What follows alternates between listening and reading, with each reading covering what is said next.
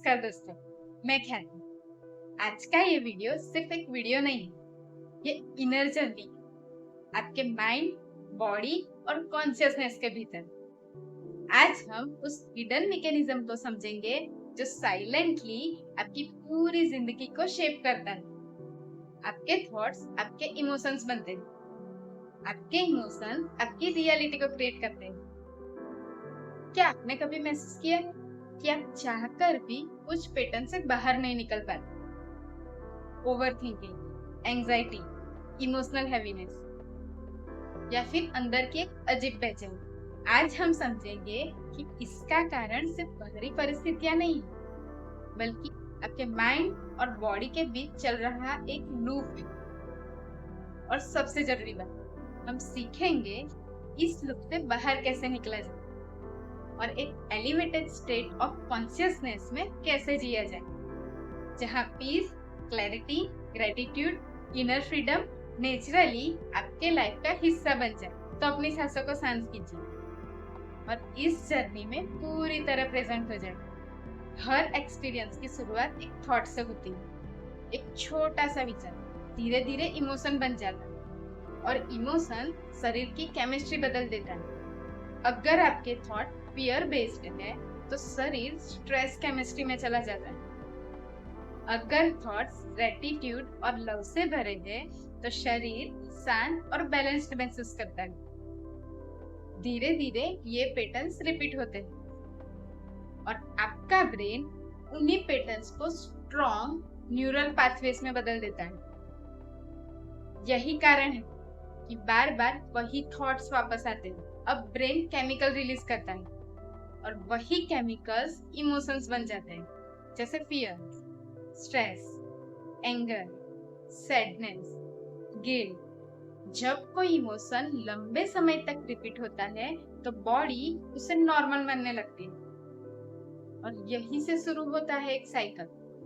Thoughts, emotion, chemistry, again thought, emotion, chemistry, और ये पूरी लूप चलती रहती है।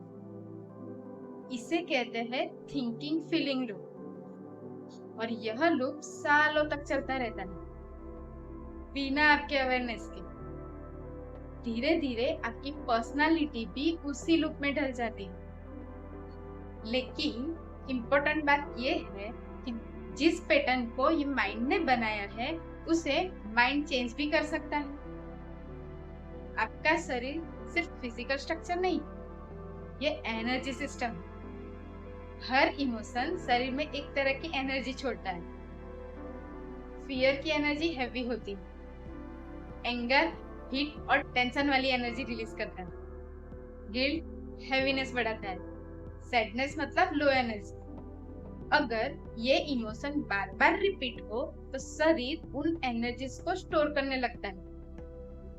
धीरे धीरे नर्वस सिस्टम ओवर एक्टिवेट हो जाता है, स्लीप भी डिस्टर्ब होती है, एनर्जी लो रहती है, माइंड कॉन्स्टेंटली एक्टिव रहता है और एक पॉइंट पर शरीर सर्वाइवल मोड में आ जाता है। अब एक इम्पोर्टेंट बात, जब आप ग्रेटिट्यूड, लव, कंपेंशन फील करते हैं तो शरीर धीरे धीरे रिलैक्स होने लगता है, हार्ट चक्र काम होता है, ब्रीदिंग स्मूथ होती है, माइंड क्लैरिटी महसूस करता है। और यह कोई स्पिरिचुअल बिलीफ नहीं है, बल्कि एक नेचुरल माइंड बॉडी रिस्पॉन्स है। जब कोई इमोशन लंबे समय तक रिपीट होता है तो वह सिर्फ मेमोरी नहीं रहता, वो आइडेंटिटी बन जाता है। बॉडी उस स्टेट की एडिक्ट हो जाती है। अगर कोई व्यक्ति लंबे समय तक स्ट्रेस में रहा है तो पीस उसे स्ट्रेंज लगती है। अगर कोई क्योस में रहा है तो साइलेंस अनकंफर्टेबल लग सकती है। और यही कारण है लोग चेंज शुरू करके भी वापस पुराने पैटर्न में चले जाते हैं, क्योंकि बॉडी फैमिलियर केमिस्ट्री चाहती है, भले ही वह पेनफुल क्यों ना हो। और यही सबसे बड़ा इल्यूशन है। हम सोचते हैं हम माइंड को कंट्रोल कर रहे हैं, लेकिन कई बार बॉडी माइंड को कंट्रोल कर रही होती है। अब सॉल्यूशन की बात करते हैं।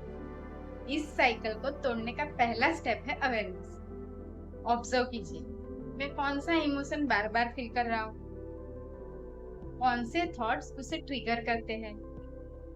दूसरा स्टेप, पॉज दैट रिएक्शन। जब इमोशन आए तुरंत रिएक्ट मत कीजिए, बस ऑब्जर्व कीजिए। मैं ये इमोशन नहीं, मैं इसे ऑब्जर्व कर रहा हूँ।